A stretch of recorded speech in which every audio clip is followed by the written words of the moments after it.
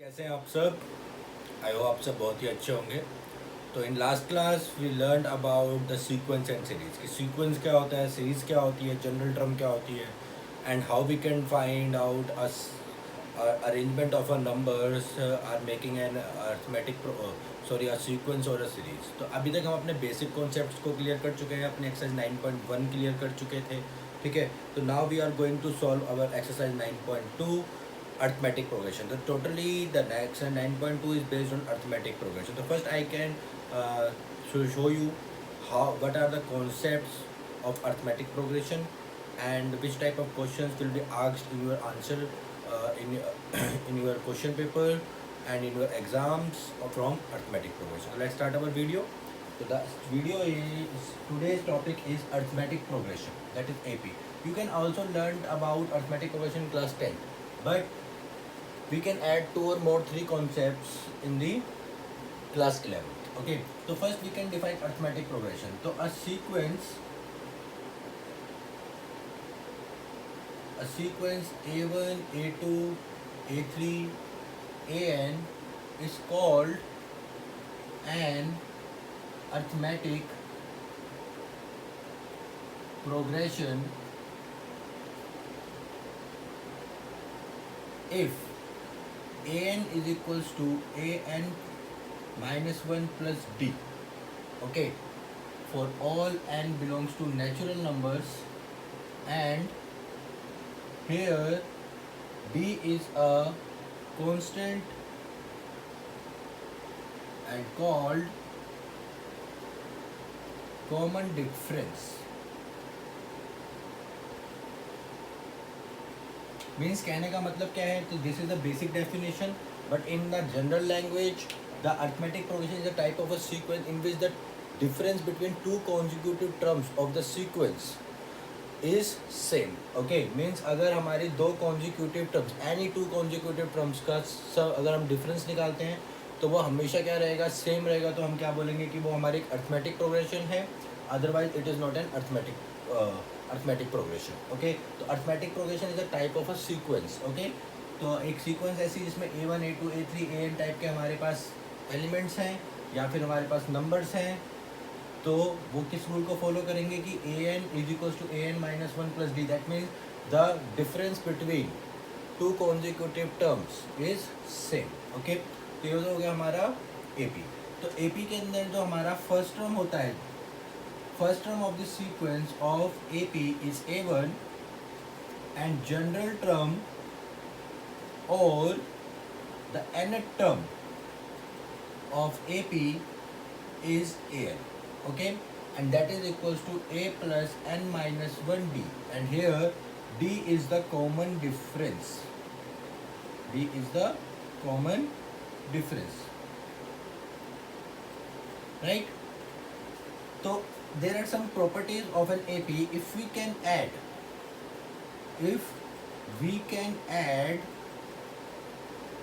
a constant number in all terms of an AP, then the resultant sequence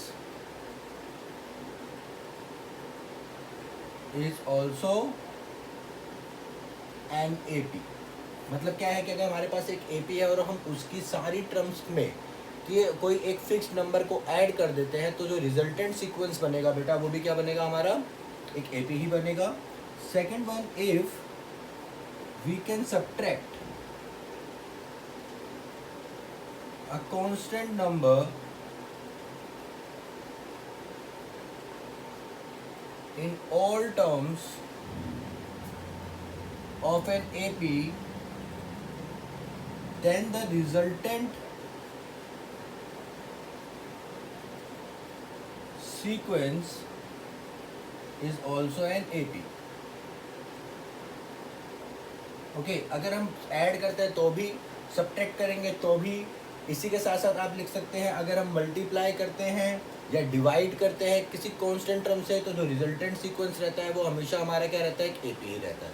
तो साथ में आप addition, subtraction, multiplication and division, okay, अगर हम add subtract multiply and divide करते हैं किसी भी सीक्वेंस को, किसी सीक्वेंस के सारे एलिमेंट्स को जो AP है पहले से, तो जो रिजल्टेंट सीक्वेंस बनेगी वो भी एक AP ही बनेगी, ठीक है। तो these are the important points of an AP।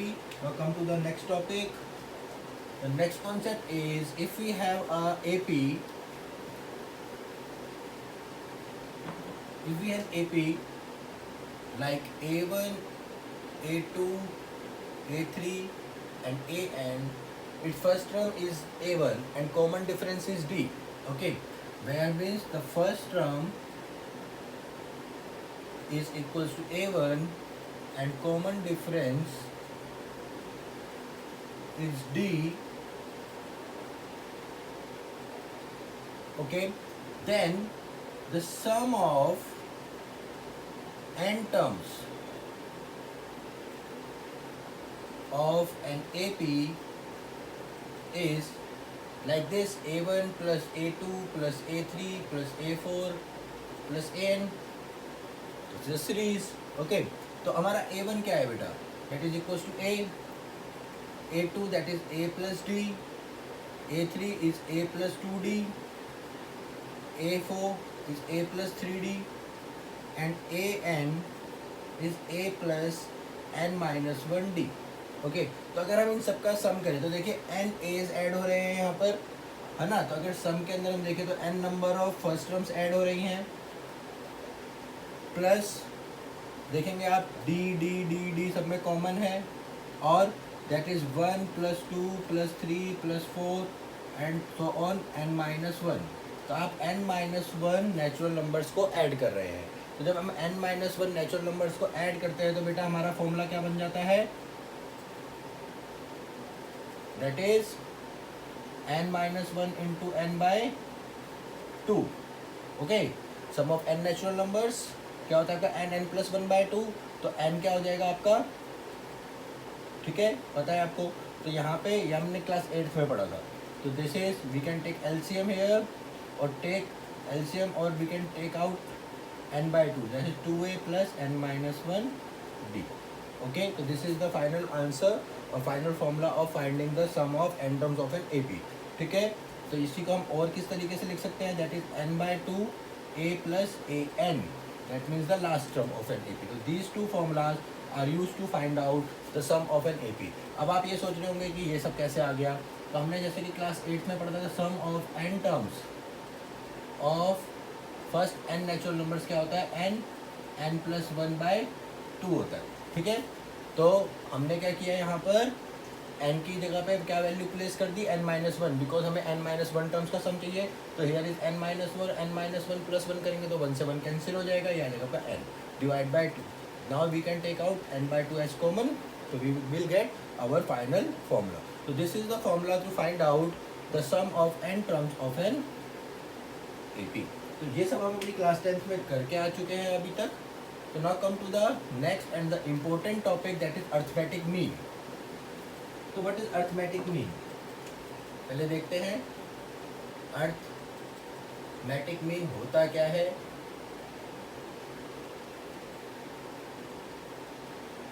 Arithmetic mean is if we have two terms, the two numbers, if we have two numbers, say A and B, okay, if we have two numbers A and B and we can put or insert a number between A and B such that the resultant sequence is an AP। कहने का मतलब क्या है कि अगर मेरे पास दो numbers है A और B और मेरे को उसके बीच में कोई नंबर इंसर्ट करना है जिससे कि जो रिजल्टेंट सीक्वेंस बने बेटा वो क्या बने, एक AP बने। जैसे कि A और B के बीच में मैंने एक नंबर ऐड कर दिया A, ओके, तो जो रिजल्टेंट सीक्वेंस बनेगी ये क्या बन जानी चाहिए, हमारी AP बन जानी चाहिए। तो अगर ये AP बनेगी तो A की वैल्यू क्या होगी, तो अगर ये AP है तो इनका कॉमन डिफरेंस सेम होना चाहिए, that means A minus B must be equals to A minus A, sorry B minus A is equals to a minus A, तो इसको आप इधर शिफ्ट कर दीजिए और इसको इधर, तो means 2a is equals to a plus b and a is a plus b by 2. That is called the arithmetic mean of two numbers. अगर हम एक नंबर इंसर्ट कर रहे हैं तो अर्थमेटिक मीन को कैसे रिप्रेजेंट करते हैं? Arithmetic means can be represented by capital A. Okay, तो अगर हम कितने भी नंबर्स ऐड करें तो इसका मतलब ये नहीं है कि हम एक ही करेंगे, तो we have to must add so many numbers. Okay, so let us check if we can add so many numbers between a and b and the resultant sequence become an AP. तो how we can add these numbers? Okay, तो ध्यान से देखेंगे बेटा.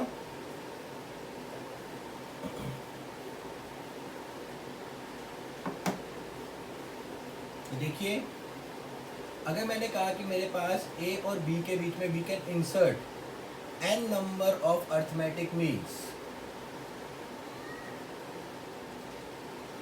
the resultant sequence become an AP.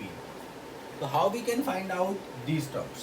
So look at here, these are n terms and we have already two more terms here. That means the total number of terms in the sequence is n plus 2, right? That means B is the last term of the AP. तो last term का formula बेटा क्या होता है? a plus n minus 1d. And what is the n? That is n plus 2th term. This is n plus 2th term of the sequence. That means this is n plus 2 minus 1d. So now common difference, if the sequence becomes, this is b minus a divided by n plus 1. So this is the resultant sequence का हमारा difference आ जाएगा इस तरीके से. और अगर हम a1 देखें तो बेटा a1 क्या है हमारा? This is the second term of the AP. Small A से टर्म को डिफाइन करते हैं, कैपिटल ए से हम अर्थमेटिक मीन्स को डिफाइन करते हैं. तो अगर मैं a1 पुट कर रहा हूं तो a1 की वैल्यू क्या होगी? That is a plus d. That means a plus b minus a upon n plus 1. Okay, similarly a2 is a3, that is a plus 2d, that means a plus 2 into b minus a upon n plus 1. Similarly, if we want to find an, that is an plus 1th term, that means a plus nd. तो देखिए यहाँ पे आप एक sequence check कर रहे हैं कि जब 1 है तो यहाँ पे 1 था, यहाँ 2 है तो यहाँ 2 है, n है तो यहाँ n है, मीन्स n में सेम चलेगा. ठीक है, तो बेटा जी ये क्या हो जाएगा? a plus n into b minus a upon n plus 1. This is the formula of finding the nth arithmetic mean. This is the formula for nth arithmetic mean. nth arithmetic mean of AP. If we can insert n terms of an AP, ठीक है, in an AP to between two numbers and the resultant sequence becomes an AP. That is a plus n into b minus a divided by n plus 1. So these are the basic concepts we are learned here, and exercise 9.2 is totally based on these concepts. So let's start our exercise 9.2. If you have any problem to understand the concept, please comment on my comment box of the video. I will share new pattern or new ways of explaining these concepts. Fine. So now start our exercise 9.2. So now let us start exercise 9.2. So the first question of exercise 9.2 is find the sum of odd integers from 1 to 2001. Okay, तो अगर आप एक AP form करते हैं odd integers की from 1 to 2001, that is like 1, 3, 5, 7 and till 2001. So here the first term is 1, common difference is 2, right? 3 minus 2, and the nth term, that means the last term is 2001. तो first we can find out the number of terms of this sequence, कि आपके total number of terms कितने हैं इसमें. तो आपका a n is equal to क्या है बेटा? a plus n minus 1 d. That means this is 2001 is equals to 1 plus n minus 1 into 2, that is 2000 is equals to 2 into n minus 1. तो आप 2 से इसको कैंसिल कर देंगे तो ये कितना हो जाएगा पर 1000. That means n is equals to 1000 plus 1, that is 1001. Fine. And the sum of n 1001 terms, that is equals to n by 2 2a plus n minus 1d. आप ये फॉर्मूला भी यूज कर सकते हैं और you can use n by 2 a plus a n. तो अगर आप देखेंगे तो आपको a n गिवन है तो आप इसको यूज करिए डायरेक्टली, ज़्यादा इजी हो जाता है. तो जैसे 1001 डिवाइड बाई 2 इंटू 1 प्लस, तो दैट इज 2002 को आप 2 से डिवाइड कर देंगे तो 1001, तो दैट इज 1001 स्क्वायर. ओके, तो इसको आप सॉल्व कर लीजिए. दैट इज आप इसको सॉल्व करेंगे तो क्या आ जाएगा 1001 इंटू 1001, तो दैट इज 1001 000 0 0 0 0 0 0 1001, तो दैट इज 1002001. ओके, तो this is the final answer. और आप डायरेक्ट फॉर्मूला भी आपका होता है कि सम ऑफ ऑड इंटीजर्स क्या होता है बेटा, n स्क्वायर होता है ऑफ नेचुरल नंबर्स. तो ये देखिए नेचुरल नंबर्स है 1 3 5 7 टिल 2001. तो कितनी टर्म्स है आपकी 101 टर्म्स है, तो आप n स्क्वायर से भी निकाल सकते हो, 101 का स्क्वायर आएगा. ठीक है, तो ये आपने क्लास 8th में भी सीखा था कि सम ऑफ ऑड इंटीजर्स क्या होता है, and odd integers is n square. Okay, so now come to question number 3, because question number 2 is same as question number 1. So in question number 3, so look at here, the first term of an AP, that means A is 2, the sum of first 5 terms, that is S5, is equals to 1/4 of next 5 terms, means 6 to 10. Okay, means first 5 terms का जो सम है वो 1/4 है आपका next 5. तो next 5 क्या होंगी, A6 A7 to A10, तो वो क्या हो जाएगा 6 to 10 टर्म्स का सम. Okay, and you have to show that 20th term is 20th term is -112. आपको ये शो करना है. तो हम पहले इस इक्वेशन को देखते हैं बेटा. तो S5 is can be written as S10 minus S5. Okay, देखिए कैसे कि आपका जो A1 प्लस A2, अगर आप S10 निकालते हैं तो वो क्या होगा, A1 plus A2 plus A3 plus A4 plus A5 plus A6 A10. तो यहाँ से यहाँ तक का सम क्या हो गया बेटा, S6 to 10, और यहाँ से यहाँ तक का सम क्या हो गया, S5. तो S6 to 10 क्या हो जाएगा, इसको आप इधर शिफ्ट कर दीजिए, that is S10 minus S5. तो we can use this form. तो इसको आप इधर मल्टीप्लाई करेंगे तो हो जाएगा 4S5 is equals to S10 minus S5. That means S10 is equals to 5 times of S5. Okay, easy है. तो now you can put the formula here, that is n/2. आपका फॉर्मूला क्या होता है Sn का, that is n/2 2a plus n minus 1d, and we do not know about the difference. Okay, तो यहाँ पे हम वैल्यू पुट करते हैं, जैसे 10/2 2 into a is 2 plus n minus 1, that is 10 minus 1, and d is d, that is 5 into 5/2 2 into 2 plus 5 minus 1d. You can put the value of 5 in this final form. तो this is 5. Okay, एक 5 से एक 5 यहाँ पे cancel हो जाएगा आपका, जो हो गया 4 plus 9d is equal to 5/2 है. तो इस 2 को हम ऊपर ले आते हैं मल्टीप्लाई में, क्रॉस मल्टीप्लाई करके, और ये हो जाएगा 4 5 4 जा 20 प्लस 5 4 जा 20d. तो that is 8 plus 18d is equal to 20 plus 20d. Right, तो आप इसको इधर शिफ्ट कर दीजिए, इसको इधर शिफ्ट कर लीजिए, तो 18d minus 20d is equals to 20 minus 8, that is minus 2d is equals to minus 14, sorry plus 40, sorry plus 12. Okay, so that is d is equals to minus 6. If d is equals to minus 6, you have to find out A20. So now A20 is a plus 19d, that is 2 plus 19 into minus 6, that is 2 minus 114, that is minus 112. Okay, I hope all you can understand. काफ़ी easy था. तो इसमें जो एक concept बताया मैंने बेटा, इस कॉन्सेप्ट को याद रखिएगा. जब भी नेक्स्ट 5 टर्म्स निकालने होते तो आप इसी तरीके से निकालेंगे. ठीक है, तो इजी हो गया जाता है. और फिर आप जो भी आपको फॉर्म दिया आप उस फॉर्म से उसको सॉल्व कर लीजिए. तो now come to question number 5.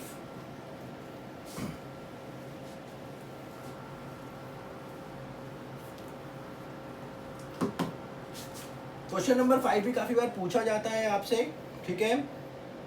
Question number 4 काफी इजी है, इसको आप कर सकते हैं, is a 10th based question.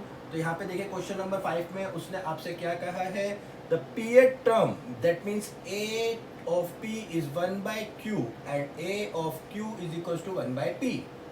Fine, and you have to find the sum of p plus q terms and you have to prove that spq is equals to 1 by 2 of pq plus 1. Okay, तो यहाँ से पहले हम क्या करते हैं, late कर लेते हैं. फर्स्ट टर्म जो है आपकी वो क्या है, जब भी आपको कुछ गिवन नहीं है तो उसको आप लेट कर लीजिए. एंड कॉमन डिफरेंस को हमने लेट कर लिया है,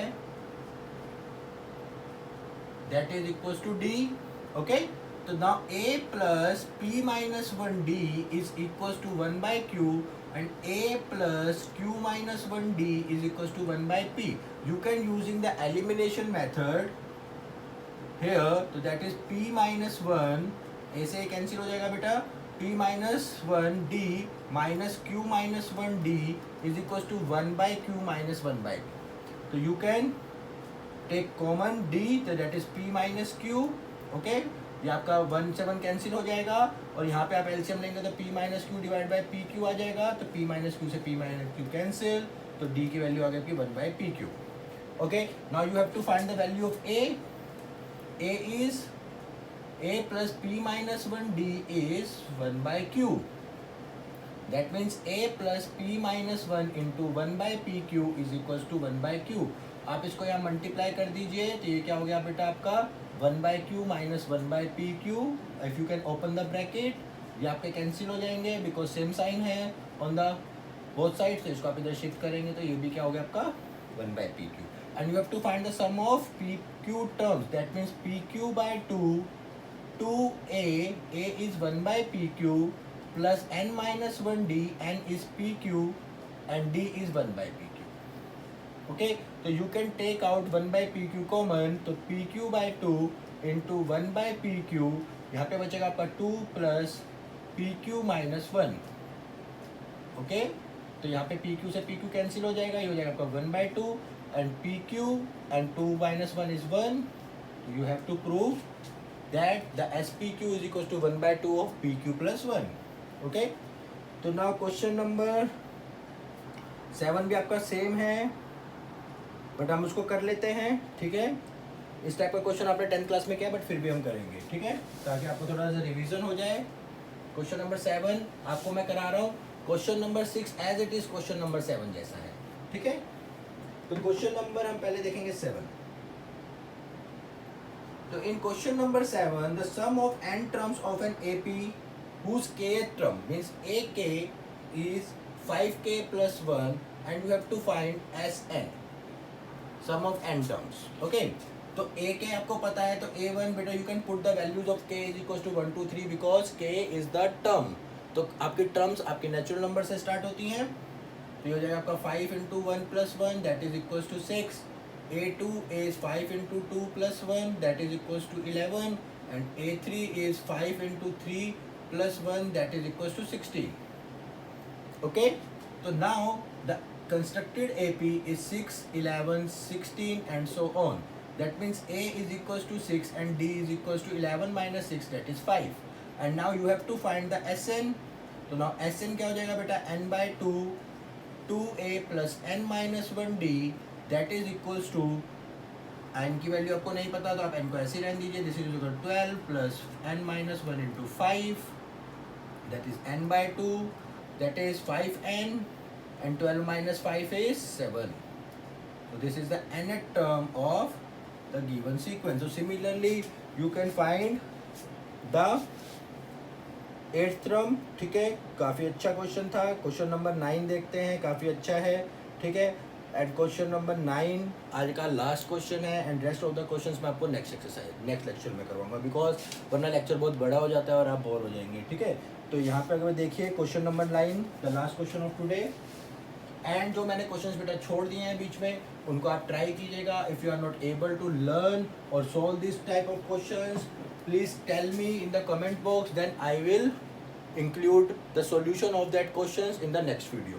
Okay, so now question number 9 is the sum of n terms of two arithmetic GPs are in the ratio this. तो let कर लेते हैं, let sum of two different APs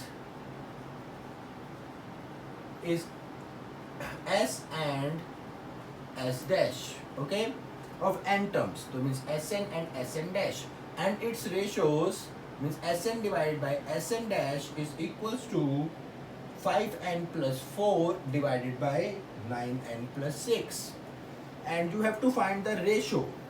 Okay, you have to find a 18 divided by a dash 18. आपको ये find out करना है. तो काफ़ी देखिए इस टाइप का क्वेश्चन आपने 10th क्लास में भी किया होगा, ठीक है. बट इसके लिए हम एक ट्रिक का यूज़ करते हैं. व्हेन वी, आप ट्रिक को याद कर रखेंगे, जब आपको सम का रेशो दिया गया हो और आपको टर्म्स का रेशो फाइंड आउट करना हो. सम टू किस में जाना है? टर्म्स में. तो you can put the n is 2n minus 1. Okay, n को आप रिप्लेस करेंगे 2n minus 1 से, ठीक है. तो you can replace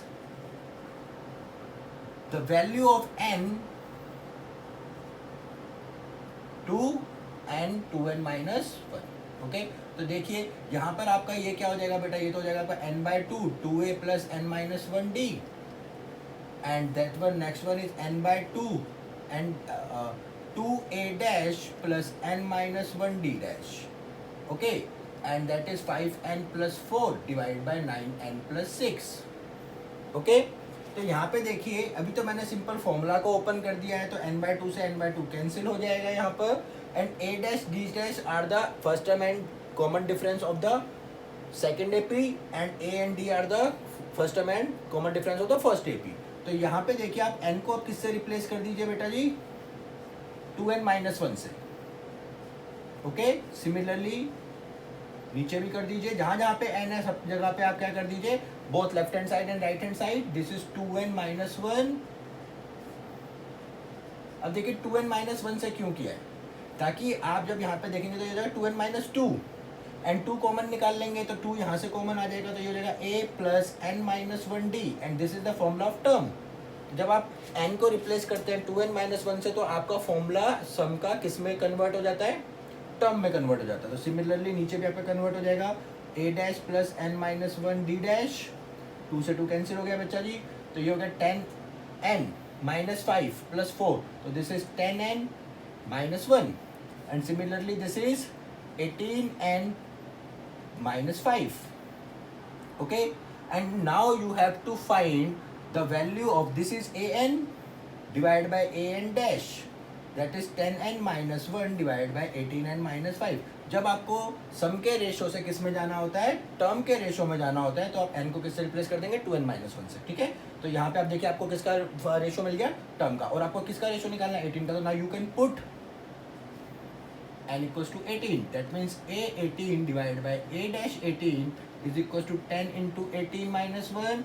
That is 18 into 18 minus 5. So that is 18 into 10, that is 179. And 18 का स्क्वायर कितना होता है बेटा?